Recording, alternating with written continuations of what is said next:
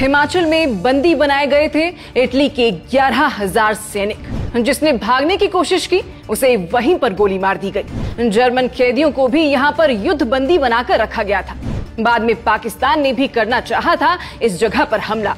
धौलाधार की तलहटी में बसा छोटा सा शांत पर इतिहास के गर्भ में गूंजता हुआ एक कस्बा योल।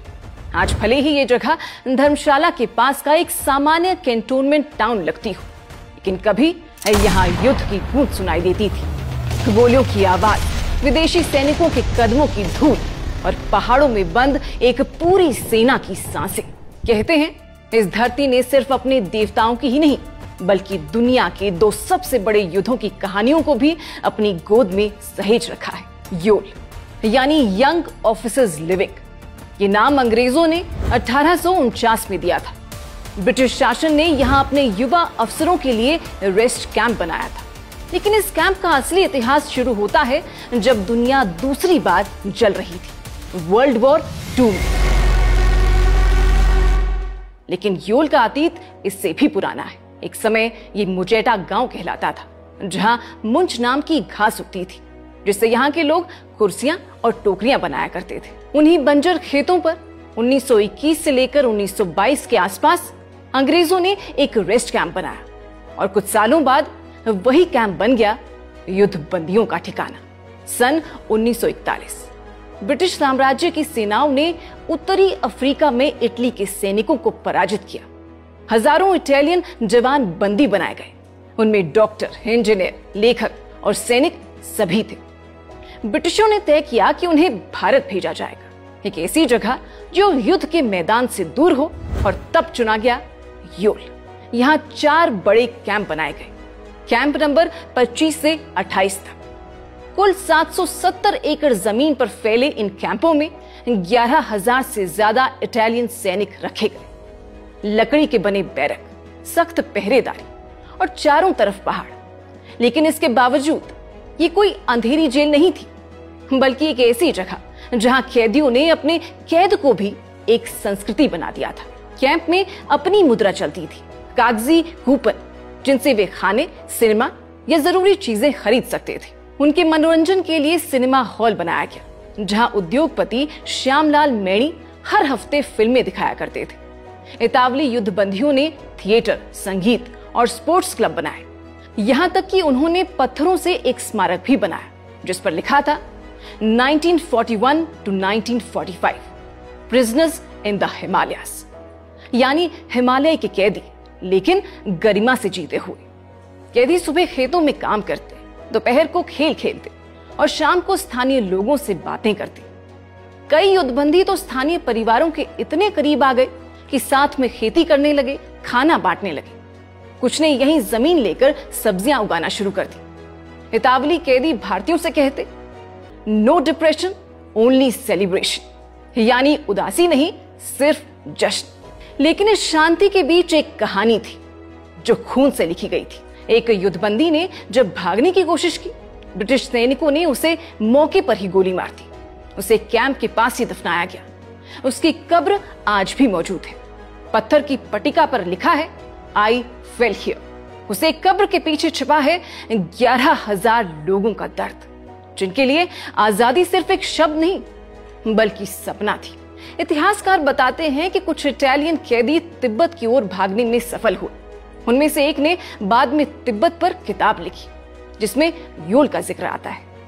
यानी हिमाचल की ये धरती यूरोप के एक सैनिक की यादों में हमेशा जिंदा रही। योल में रहे इन कैदियों के अनुभव इतने अनोखे थे कि इटली में आज भी किताबें छपती हैं, 10,000 इन हिमालय जैसी, जिसमें योल की तस्वीरें, कैदियों की कला और उनकी दिनचर्या दर्ज है। एक कैदी लिडो सल्थ मार्टिनी ने घरेलू कैमरे से पूरे कैंप की तस्वीरें खींची थी। आज वे तस्वीरें इटली के म्यूजियम में रखी हैं। पर योल की कहानी यहीं खत्म नहीं होती। 1947 में जब देश आजाद हुआ तो इन्हीं बैरकों में पाकिस्तान से आए 20,000 शरणार्थी बसाए गए। वो युद्धबंदी कैंप अब शरणार्थी कैंप बन चुका था। लेकिन यहां भी एक बार फिर इतिहास ने हिंसा दिखाई। शरणार्थियों के बीच हुए उपद्रव में गोली चली, कई लोग मारे गए। आज जिन गलियों में आप सेना के जवानों को देखते हैं, कभी वहीं यूरोप के कैदी घूमते थे और बाद में भारत विभाजन के पीड़ित बसते थे। हर ईंट, हर दीवार ने किसी न किसी दौर की चीख सुनी है। फिर आया साल 1965, भारत पाक युद्ध का दौर।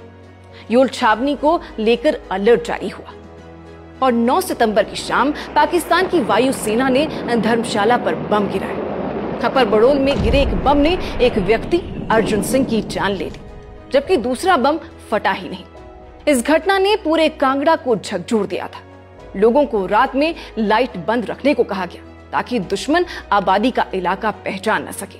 कहा जाता है पाकिस्तान के उस पायलट ने पूछताछ में बताया उसने बम योल छावनी पर नहीं गिराए क्योंकि वो यहाँ पढ़ा था और जानता था कि यहाँ सेना रहती है। उसने एक खाली जगह पर बम फेंक दी। एक दुश्मन पायलट का ये मानवीय चेहरा शायद योल की उसी शांत आत्मा से जुड़ा था जो युद्ध के बीच भी इंसानियत को जिंदा रखती है। आज योल में आर्मी की 9 कोर का मुख्यालय है। यहाँ central school, army public school और सैनिकों के लिए मार्केट है। लेकिन अगर आप योल की पुरानी गलियों में जाएं, तो कुछ मकानों की दीवारों पर अब भी इतावली पत्थर दिखते हैं, वही पत्थर जिन्हें उन कैदियों ने तराशा था। जेल की एक दीवार पर आज भी एक उकेरा हुआ निशान है, उड़ती हुई चिड़िया का।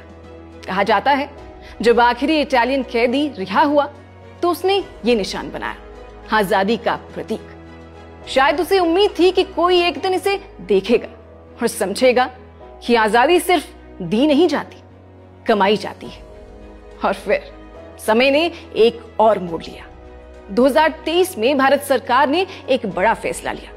कहा गया अब कैंटोनमेंट्स का औपनिवेशिक ढांचा खत्म किया जाएगा। योल अब कैंटोनमेंट नहीं रहा, इसे मिलिट्री स्टेशन में बदल दिया गया और नागरिक इलाकों को नगर परिषद में मिला दिया गया। यानी अंग्रेजों की बनाई वो व्यवस्था जिसका हिस्सा योल भी था, अब आधिकारिक रूप से इतिहास बन चुकी है। सोचिए 1849 में जो जगह अंग्रेजी अफसरों के आराम के लिए बनी थी, वही जगह 1942 में युद्ध बंदियों के लिए जेल बनी, 1947 में शरणार्थियों का घर बनी, 1965 में बमबारी का निशाना बनी और आज भारत की सेना का गौरव स्थल है। योल सिर्फ एक जगह नहीं, ये 3 पीढ़ियों की गवाही है। ये वो मिट्टी है जिसने ब्रिटिश अफसर, इतावली सैनिक, पाकिस्तानी बम और भारतीय शरणार्थी सबको देखा। और फिर भी हर सुबह जब सूरज धौलाधार की चोटियों से झांकता है तो योल की हवा में एक ही संदेश सुनाई देता है कि इतिहास चाहे कितना भी भारी क्यों ना हो, इंसानियत हमेशा जिंदा रहती है। कभी इस धरती पर यूरोप के युद्धबंदी नो डिप्रेशन ओनली सेलिब्रेशन गाते थे। आज उसी धरती पर भारतीय जवान सीमा की रक्षा के गीत गाते हैं। बस फर्क इतना है कि तब कैदियों के लिए योल एक कैंप था और आज फौजियों के लिए ये गौरव का ठिकाना है। कभी ये जगह एक जेल थी, अब ये जनरल का मुख्यालय है। कभी यहाँ गोली की आवाज थी, अब राष्ट्रगान की गूंज है।